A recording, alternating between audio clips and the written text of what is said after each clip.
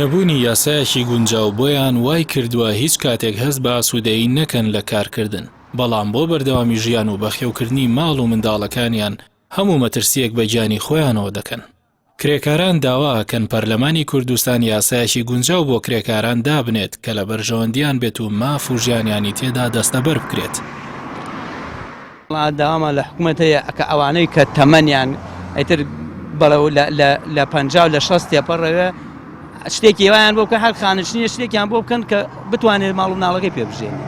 ئەیزامە من لە 86 تا ئیسا کرێکاری یەکەم 47 ساڵ تەمەنمەوە و بتوانم 12 ساڵی تر ئەگەر 10 ساڵی تر بتوانم ئیشکەم. دوایەوە ئەگەر شتێکم بۆ نەکرێ ماڵ و منداڵەکەم وەچی بژێن.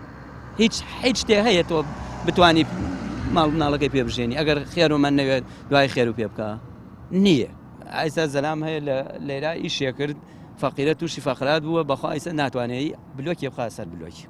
جاوە یا لە پەرلەمانە خۆی کەس کرێکار و فەقیر و هەژارشتیوە بیر ناکەوێت تر با لە پەرلەمان بابچێ بۆ پەرلەما بۆ خۆیەکی بۆ معاشی خۆیەکی معاشێکی بۆ بڕێتەوە یا دابینی کا لەسەر بینایە لەسەر ئیشێک دابینی کا معاشی بۆ بڕێتەوە مافیا بێ باشە بەس بیانی من دیوارەکەەوە بە سەرمایە و برادرە بیانی لە ماڵاکەوێ بەخوا براکەشم 250 نهاتی ئیتر هەرچۆن بژی ئەوەی تر ئەکەوێتە ئەستۆی خۆتتەوە.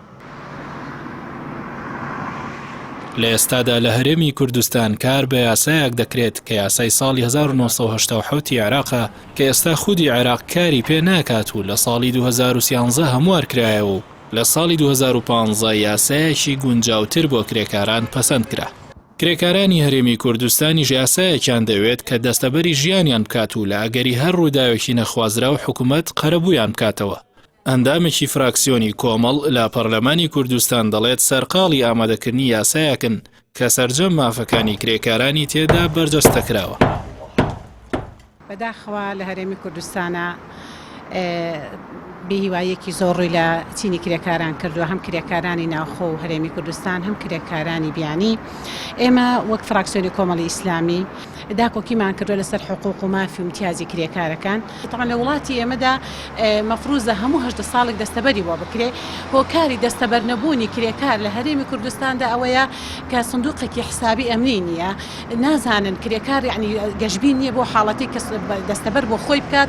ئەو کرێکارانەی بیانی بن یاخود ناوخۆیی بن کاتێک گیان لە دەست دەدەن مەفروزە ئەو خاوەنکارە ئیجراعاتی بەپێی ئەو یاسا و عقوباتی عێراقی ئیجراعاتی لەگەڵا بکرێ. کاتێک بۆ نمونە ئەو خاوەنی کارە هیچ بۆ نمونە لایەنێکی سەلامەتی ئەم کرێکاری دەستەبەر نەکردووە و بەپێی ئاینی پرۆژی ئیسلام بەپێی عقوباتی عێراقی بەپێی یاسای ئەحوالی شخصی مەفروزە خوێن بە ئەو کرێکارانە بسەندرێ کە بەڕاستی زۆربەی ئێستا عەدەدێکی زۆر لە 2019دا بەپێی داتاکان زیاد لە 30 بۆ 50 کرێکار 30 بۆ تقریبا زیاتر بریندار کە بۆ 50 و 37 کرێکار کە گیانی لە دەستداوە کە تا ئێستا حقوقیان بەڕاستی نەسەندراوە.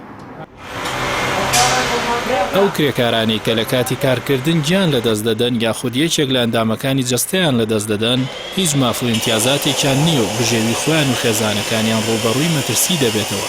بۆیە داوا دەکەن لەم خولەی پەرلەمان یاسای کار بۆ کرێکاران گۆڕانکاری تێدا بکرێت و کاری پێ بکرێت.